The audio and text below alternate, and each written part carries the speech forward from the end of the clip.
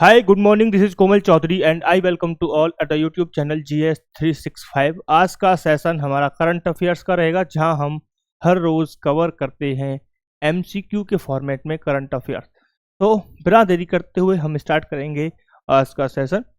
But आप ये समझिए उससे पहले कि हम MCQ के फॉर्मेट में आपको करंट अफेयर्स क्यों प्रोवाइड करा रहे हैं। हम क्यों अदर इंस्टीट्यूट की तरह नहीं प्रोवाइड करा रहे हैं कि आपको करंट अफेयर्स बताया जाए। हमने नई सीरीज क्यों एडअप की है साथ के साथ।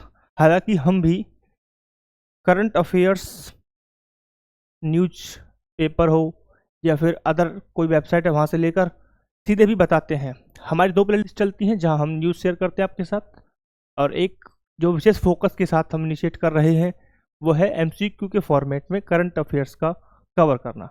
तो पर्पज़ हमारा सिंपल सा है कि ऐसा होता है जब आप न्यूज़ कवर करते हैं तो most of the time most of the students question किस तरीके से एग्जाम में आएगा इसका आइडिया उन्हें नहीं रहता है। न्यूज़ कवर कर लेते हैं, पूरा पूरा न्यूज़ उन्हें पता होता है, बट क्वेश्चन में किस तरीके से न्यूज़ रहेगी, क्वेश्चन में क्या आएगा आपको नहीं पता होता है। ठीक है, इसी प्रॉब्लम को सॉल्व करने के लिए हमने यह इनिशिएट स्टार्ट किया था और हम इस पर आगे बढ़ रहे हैं। तो जो बच्चे अभी तक, जो भाई बहन मेरे अभी तक चैनल से नहीं जुड़े हैं, पहली बार विजिट कर रहे हैं, I request them to subscribe channel, because जब आप सब्सक्राइब कर लेते हैं तो आपको नोटिफिकेशन आता है और जो लेक्चर्स डेली बेसिस पर होते हैं तो आप मिस नहीं कर पाते हैं।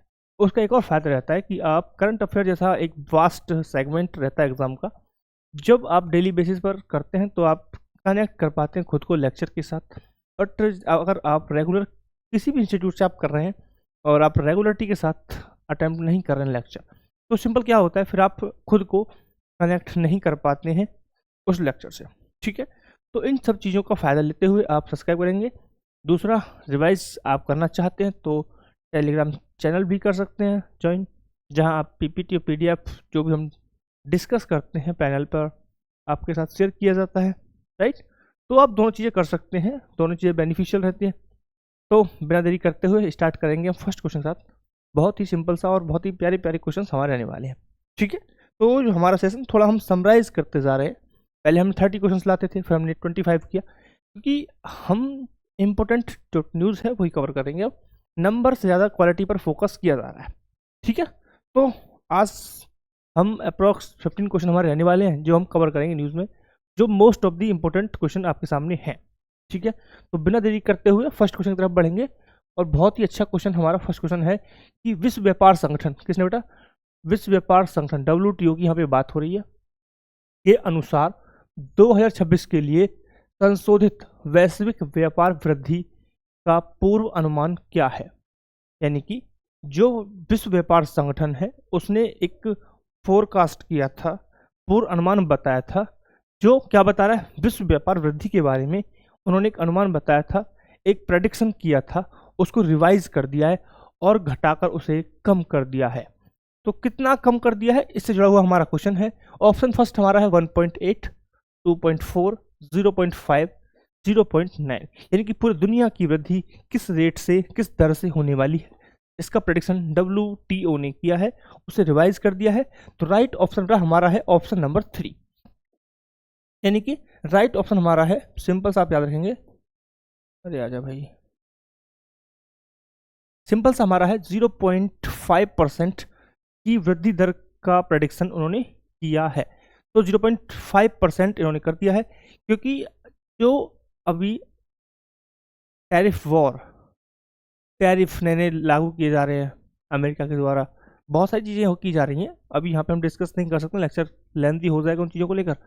तो बहुत ही ब्रीफ में हम समझेंगे कि जो टैरिफ वॉर और टैरिफ डील का जो चल रहा है सिस्टम, फिर ऊपर से जियो पॉलिटिक्स चेंज हो रही है, जियो इकोनॉमिक्स चेंज हो रही है, वॉर्स का सिनेरियो चल रहा है बहुत सारा, है ना, ग्रुप बन रहे हैं। ठीक है, क्या है दूसरा, फिर एक संरक्षणवादी जो नीतियां बना रहे हैं देश, इन सब के चलते WTO ने इसको रिवाइज किया है। रिवाइज किया है यानी कि इससे पहले सरकार WTO ने एक और आंकड़ा दिया होगा, उसे तो रिवाइज किया था। तो बेटा अगस्त में WTO ने अगस्त में एक आंकड़ा दिया था, प्रेडिक्शन रेट, वो था 1.8%।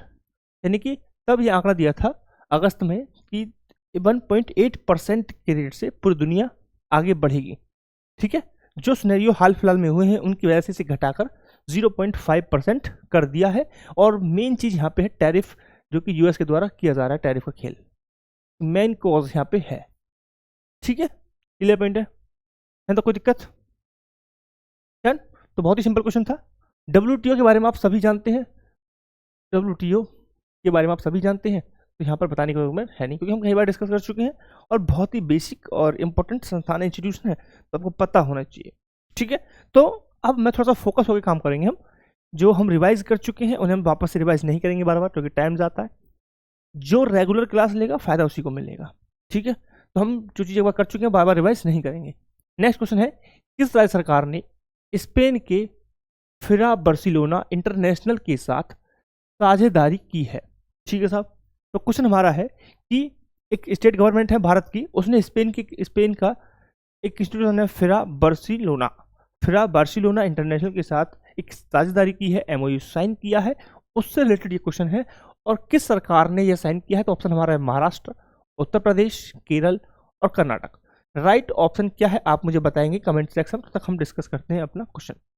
ठीक है साहब, क्लियर? तो सिंपल सा है बेटा, महाराष्ट्र सरकार ने, स्पेन की कंपनी है बार्सिलोना इंटरनेशनल। ठीक है, तो राइट ऑप्शन हमारा हो जाता है महाराष्ट्र, यानी कि राइट ऑप्शन महाराष्ट्र है। महाराष्ट्र ने स्पेन की फिरा बार्सिलोना इंटरनेशनल इनके साथ MOU साइन किया है, इनके साथ MOU साइन किया गया है, मेमोरेंडम ऑफ अंडरस्टैंडिंग, महाराष्ट्र सरकार के द्वारा, महाराष्ट्र सरकार के द्वारा साइन किया गया है। तो ये इंपॉर्टेंट है, आपको पता होना चाहिए। Clear point? क्लियर? इसका उद्देश्य क्या है, लक्ष्य क्या है? लक्ष्य सिंपल सा है कि एक उच्च गुणवत्ता वाला कन्वेंशन सेंटर बनाना है, इसका उद्देश्य। और कन्वेंशन सेंटर जो बनेगा वो कहाँ बनने वाला है? उद्देश्य सिंपल सा क्या होता है? उद्देश्य है कि एक उच्च गुणवत्ता वाला कन्वेंशन सेंटर बनेगा साहब। यहाँ पे कन्वेंशन सेंटर बनाएंगे लोग। ठीक है, अब क्वेश्चन ये आना चाहिए कि कन्वेंशन सेंटर तो बनेगा, बट कन्वेंशन सेंटर बन कर रहा है भैया जी, तो बेटा ये बनेगा नागपुर में। कहाँ बनेगा? नागपुर में बनने वाला है। स्पेसिफिक लोकेशन आप याद रखेंगे, कहाँ बनेगा? नागपुर में। बहुत ही सिंपल हो गया, कोई दिक्कत है तो? आई होप कि बहुत ही अच्छा और इजी वे में आपको समझ में आ गया होगा।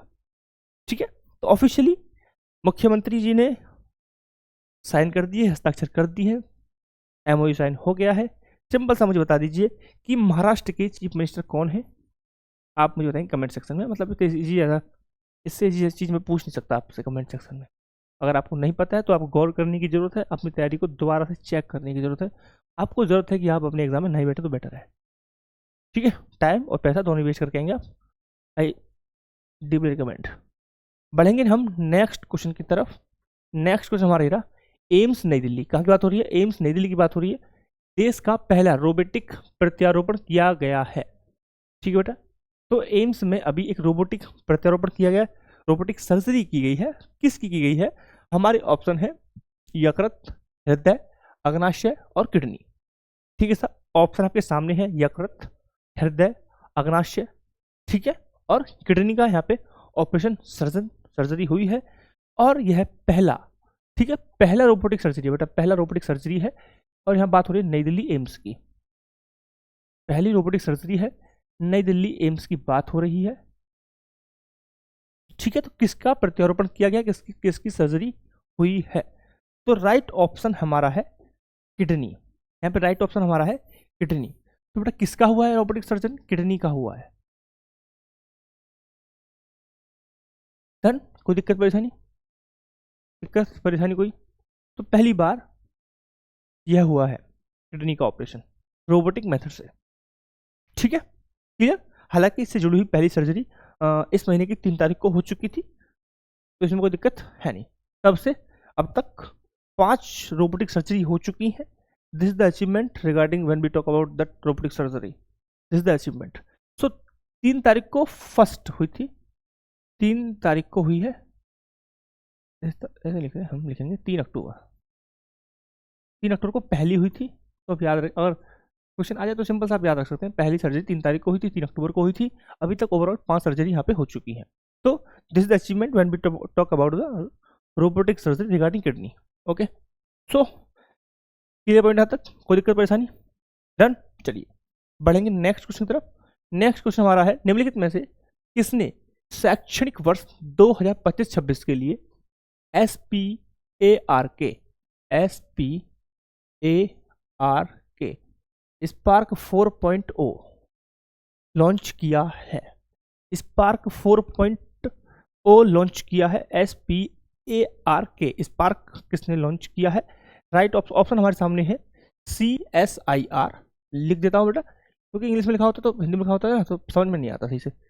CSIR, और यहाँ पे इसरो है, यह है UGC, और ये CCRAS। इन संस्थाओं के यहाँ पे ऑप्शन आपके सामने है, तो आप मुझे बताइए राइट ऑप्शन क्या है? तो राइट ऑप्शन हमारा है CCRAS, यानी कि ऑप्शन नंबर डी यहाँ पे करेक्ट है। ऑप्शन नंबर डी यहाँ पे करेक्ट है, CCRAS, जो जुड़ा हुआ है आयुर्वेद विज्ञान अनुसंधान से। ठीक है, जब हम बात करें CCRAS की फुल फॉर्म, तो आप याद रख सकते हैं केंद्रीय आयुर्वेदिक विज्ञान अनुसंधान परिषद, जिन्होंने 2025-26 के लिए SPARK मिशन लॉन्च किया है, की घोषणा की है। ठीक है, तो जब हम बात कर रहे हैं स्पार्क 4.0, इसमें क्या है, क्या पर्पस है इसका, ये है क्या बेसिकली, इसमें आपके इसको आप क्या समझेंगे, क्या आपका पर्पस है, क्या है ये? तो यह स्टूडेंटशिप प्रोग्राम है फॉर आयुर्वेद रिसर्च के। ठीक है, तो अब सुन लीजिए, स्टूडेंटशिप प्रोग्राम फॉर, लिख लीजिए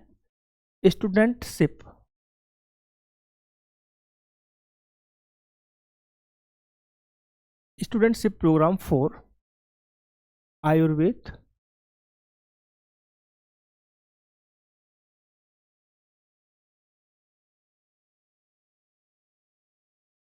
studentship program for Ayurveda research के। ठीक है बेटा, ये आप सबको पता है 4.A, इसका मतलब क्या हो गया कि ये चौथा संस्करण है। कौन सा संस्करण है? चौथा संस्करण है। ठीक है, कोई दिक्कत है तक? सिंपल उद्देश्य क्या है?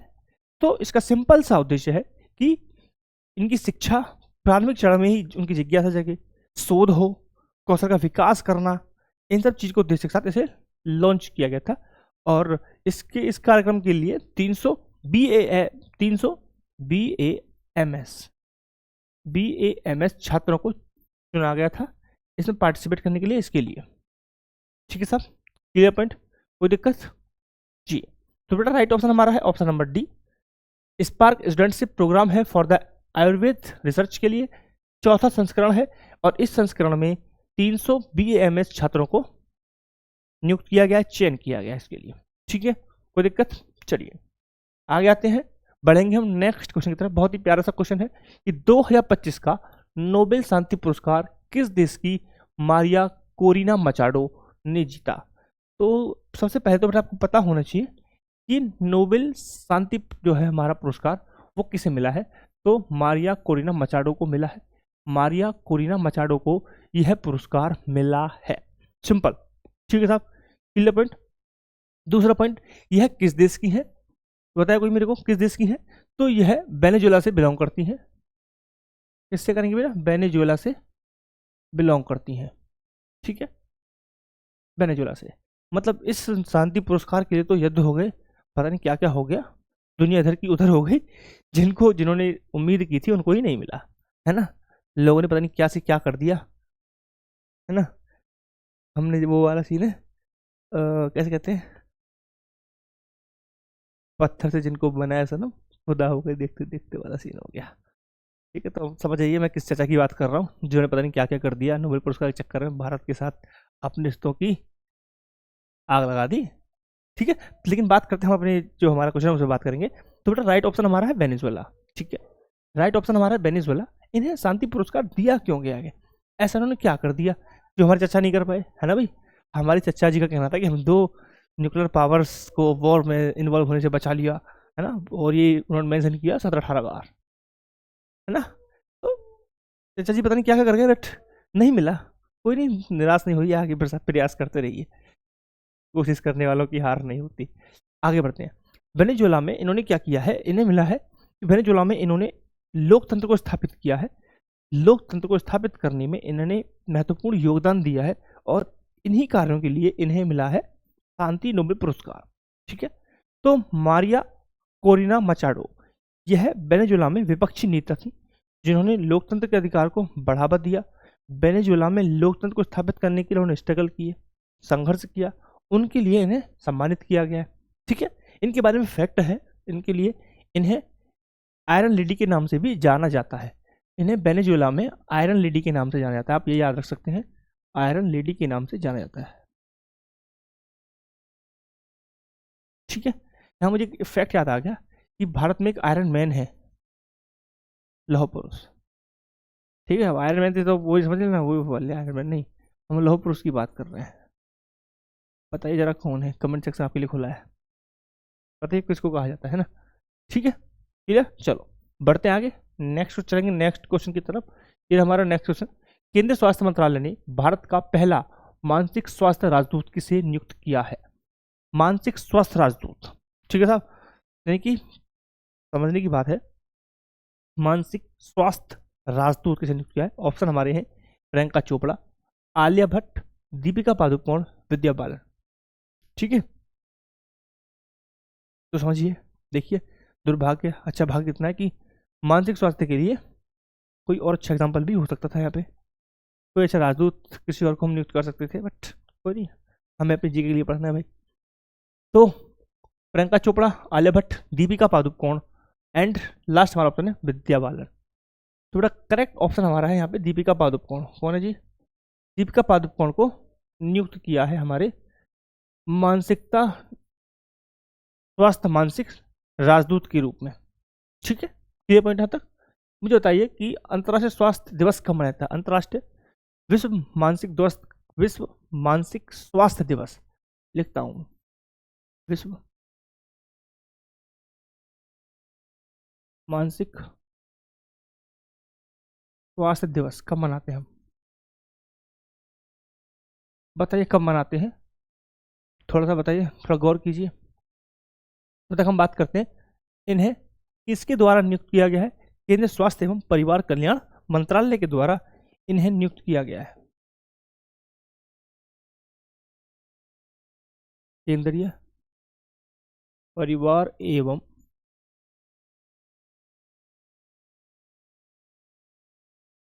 कल्याण मंत्रालय के द्वारा नियुक्त किया गया है इन्हें। कोई दिक्कत? कोई दिक्कत? तो वापस आ जाइए इस पे भाई, आपको अगर नहीं पता है तो नहीं पता तो लिखिए 10 अक्टूबर।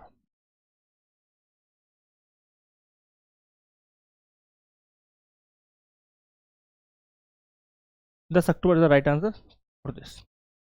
ठीक है, क्लियर। पर्पस क्या है? पर्पस सिंपल है, लोगों के बीच क्या है, मानसिकता से रिलेटेड जागरूकता को बढ़ाना, है ना, मनोविज्ञान स्वास्थ्य पर संवाद करना। क्या करेंगे? संवाद करेंगे। लोग संवाद क्यों करेंगे? क्योंकि जागरूक करने का एक सबसे अच्छा जो वे है वो है लोगों से कम्युनिकेट करना। जब कम्युनिकेट करेंगे तो विचार साझा करते हैं, तो आप अपने विचारों से किसी को इन्फ्लुएंस कर सकते हैं, किसी के साथ अच्छे विचार उनको दे सकते हैं और वो कहीं ना कहीं उन्हें ग्रहण भी करेंगे। ठीक है, तो केंद्रीय स्वास्थ्य मंत्रालय को ऐसा लगता है कि दीपिका पादुकोण ये काम आसानी से कर पाएंगी, इसलिए इनको नियुक्त किया गया है। ठीक है, लोग इनसे सीखेंगे मानसिकता से रिलेटेड, है ना। हाँ, चलिए बढ़ते हैं आगे। नेक्स्ट क्वेश्चन क्या है हमारा? अक्टूबर 2025 में प्रधानमंत्री मोदी ने किस संगठन के 100वें वर्ष पूरे होने के उपलक्ष्य में एक स्मारक डाक टिकट जारी किया? राष्ट्रीय स्वयंसेवक संघ, भारतीय राष्ट्रीय कांग्रेस, भारतीय जनता पार्टी, नेहरू युवा केंद्र संगठन। ठीक है, तो भाई इसका आज की पॉलिटिक्स से कोई भी लेना देना नहीं है। ठीक है, जोड़ सकते हैं जोड़ने वाले, बट नहीं है। तो ये भी कह सकता है कि प्रधानमंत्री भाई बीजेपी के हैं तो ये ऑप्शन होगा या फिर ये होगा, इनको काट दो, समझ के लिए आप कर सकते हैं, सही भी हो सकता है लॉजिक। ठीक है, बट जब हम बात करें कॉन्सेप्ट से पढ़ने की तो हम इन चीज़ों को इग्नोर करेंगे, पार्टीबाजी और इन सब चीज़ों को, विचारधारा को थोड़ा दूर रखेंगे। एज ए स्टूडेंट हम सभी को पढ़ेंगे और क्लियरिटी से पढ़ेंगे। ठीक है, तो अभी 100 वर्ष पूरे हुए हैं आरएसएस को, बेटा 100 वर्ष इस संगठन को पूरे हुए हैं, जिसके लिए डाक टिकट जारी किया गया है, स्मारक डाक टिकट जारी किया गया है।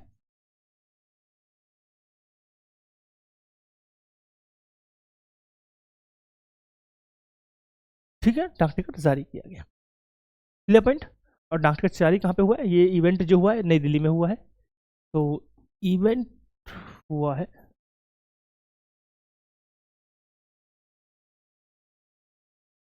न्यू दिल्ली में हुआ है। क्लियर पॉइंट है तो कोई दिक्कत? चले आगे, चले आगे, चलिए। तो राइट ऑप्शन हमारा है बेटा ऑप्शन नंबर ए, राष्ट्र स्वयं सेवक संघ, यानी कि आरएसएस की बात यहाँ पे हो रही है। आरएसएस संस्थापक का नाम बता दीजिए जरा, मुझे थोड़ा इंटरेस्टेड हूँ मैं, संस्थापक कौन है? ठीक है, संस्थापक का नाम आप बताएंगे। 2025 में लोक नायक जयप्रकाश नारायण जी की कौन सी जयंती मनाई गई? कौन सी जयंती लोक नायक जयप्रकाश नारायण जी की मनाई गई? ऑप्शन हमारे सामने है 120, 121, 123, 125, सॉरी हाँ 125। बताइए सर कौन सी जयंती मनाई गई? ठीक है, तो भाई मेरे सिंपल तौर पर याद रखेंगे, जयंती मनाई जाती है उनको 11 अक्टूबर को, उनकी जयंती मनाई जाती है 11 अक्टूबर को। ठीक है साहब, कोई दिक्कत परेशानी? 11 अक्टूबर को उनकी जयंती मनाई जाती है। और अब की बार 123वीं जयंती थी। बड़े नेता हैं तो भाई आपको पता होना चाहिए कौन सी जयंती उनकी मनाएगी। ठीक है, मैं इसलिए चीज बता रहा हूँ क्योंकि ऐसे उटपटांग क्वेश्चन ही आजकल ट्रेंड में बने हुए हैं। तो बेसिक तो आप पढ़ ही लेते हैं, तैयार भी कर लेते हैं, बस ऐसे उल्टे क्वेश्चन आप तैयार नहीं कर पाते, तो उसका ठेका हमने लिया है। ठीक है, चलो। तो 11 अक्टूबर को मनाई जाती है, 123वीं जयंती है। आगे बढ़ेंगे हम नेक्स्ट क्वेश्चन की तरफ। संयुक्त राष्ट्र महासभा ने अंतर्राष्ट्रीय बालिका दिवस घोषित करने का प्रस्ताव किस वर्ष पारित किया था? ठीक है जी, यानी क्वेश्चन हमारा है संयुक्त राष्ट्र ने एक प्रस्ताव पारित किया था जो अंतर्राष्ट्रीय बालिका दिवस मनाने के लिए था। ठीक है, तो वह प्रस्ताव कब लाया गया था, क्वेश्चन ये है। ठीक है जी, तो सबसे पहले आप मुझे बताइए कि भाई यह प्रस्ताव लाया गया था, तो ठीक है, अंतर्राष्ट्रीय बालिका दिवस मनाया कब जाता है? अंतर्राष्ट्रीय बालिका दिवस मनाया जाता है 11 अक्टूबर को। ठीक है, तो अंतर्राष्ट्रीय बालिका दिवस हम मनाते हैं 11 अक्टूबर को।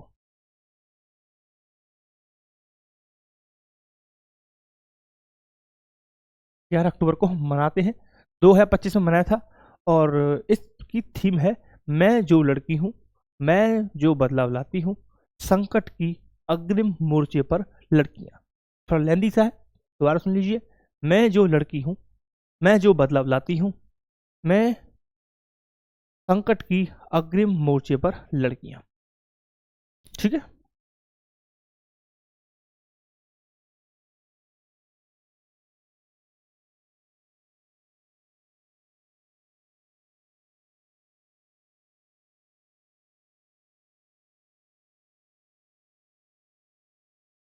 ठीक है बेटा।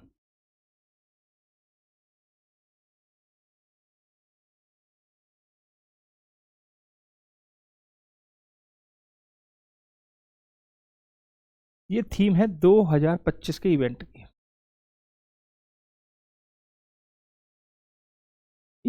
ये थीम है 2025 की। ठीक है साहब, क्लियर पॉइंट, कोई दिक्कत परेशानी? अब आते हैं वापस टॉपिक पर कि यह प्रस्ताव कब लाया गया था। तो बेटा प्रस्ताव लाया गया था 19 दिसंबर 2011 को। ठीक है जी, तो 2011 को लाया गया था, 19 दिसंबर 2011 को, 19 दिसंबर 2011 को यह प्रस्ताव लाया गया था। और 11 अक्टूबर अंतर्राष्ट्रीय बालिका दिवस घोषित करने का प्रस्ताव भी लाया गया था। ठीक है, यानी कि बालिका दिवस मनाने के लिए प्रस्ताव लाया गया 2011 में, और कब मनाया जाएगा? मनाया जाएगा 11 अक्टूबर को। डन, कोई दिक्कत परेशानी?